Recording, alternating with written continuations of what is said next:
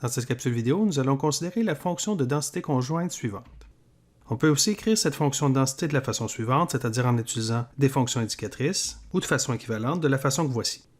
On remarque que les variables aléatoires x et y ne sont pas indépendantes, c'est-à-dire que la fonction de densité conjointe ne peut pas s'écrire comme le produit d'une fonction de x et d'une fonction de y. Nous pouvons représenter graphiquement le support de cette loi de probabilité. Donc, pendant que x parcourt l'intervalle 0,1, nous voulons que y soit plus grand que x carré, représenté par la courbe en rouge, mais toujours plus petit que 1. Donc, le support est donc donné par la région suivante. Avant d'effectuer des calculs, nous allons vérifier qu'il s'agit bel et bien d'une fonction de densité. On peut représenter graphiquement les valeurs de notre fonction de densité de la façon suivante, où ici le niveau 0 est représenté par la couleur bleue. Donc, on voit que notre fonction est bel et bien positive. Vérifions maintenant cette affirmation de façon algébrique. Donc, pendant que y parcourt l'intervalle 0, 1, je sais que la racine de y sera elle aussi entre 0 et 1. Et ensuite, je sais que je veux que x soit entre 0 et la racine de y. Ce qui implique donc que 4 fois x sera toujours plus grand que 0. Donc, notre fonction est bel et bien positive. Deuxièmement, je vais vérifier que cette fonction intègre bel et bien à 1. Je vais donc calculer l'intégrale suivante. Je remplace donc ma fonction de densité par son expression.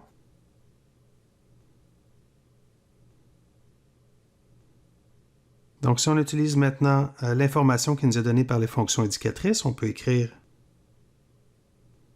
Et ici, pour bien représenter l'itération des intégrales, je vais rajouter des crochets.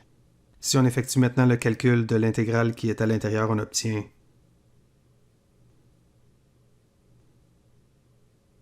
et en intégrant à nouveau, ce qui complète donc la vérification qu'il s'agissait bel et bien d'une fonction de densité. Cherchons maintenant la valeur de la probabilité que y soit plus petit ou égal à x. Donc, en d'autres mots, nous devons calculer l'intégrale double sur la région petit y plus petit ou égal à petit x de notre fonction de densité. On peut représenter graphiquement la région où il y a de la masse de probabilité. Donc, nous savons que le support de la loi est au-dessus de la courbe en rouge. Et nous voulons maintenant intégrer cette loi pour des valeurs de y qui sont plus petites ou égales à x, c'est-à-dire pour la région sous la droite bleue. Donc, la région d'intégration, en d'autres mots, est celle qui se trouve entre les deux courbes de couleur.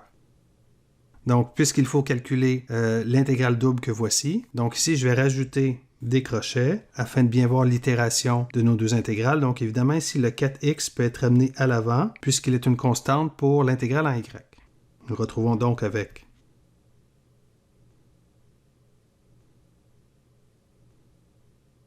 et en intégrant, on trouve facilement.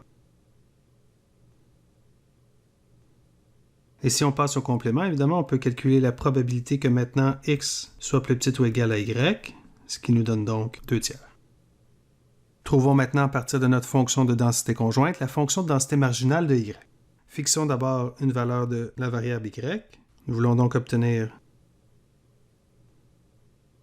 Ici, ce qui est bien important, c'est d'intégrer sur toutes les valeurs possibles de la première variable de notre fonction de densité conjointe, première variable qui correspond à la variable aléatoire grand X. Si on remplace maintenant la fonction par son expression,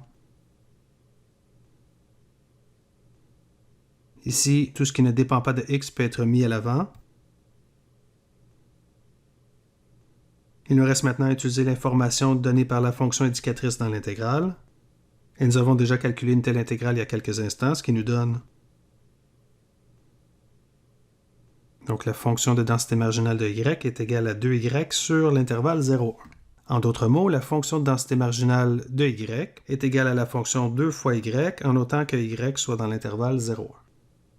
En résumé, dans cette capsule vidéo, nous avons étudié une fonction de densité conjointe particulière. Donc, on a débuté en vérifiant qu'il s'agissait bel et bien d'une fonction de densité. On a ensuite calculé une probabilité faisant intervenir cette fonction de densité conjointe pour terminer avec le calcul d'une fonction de densité marginale.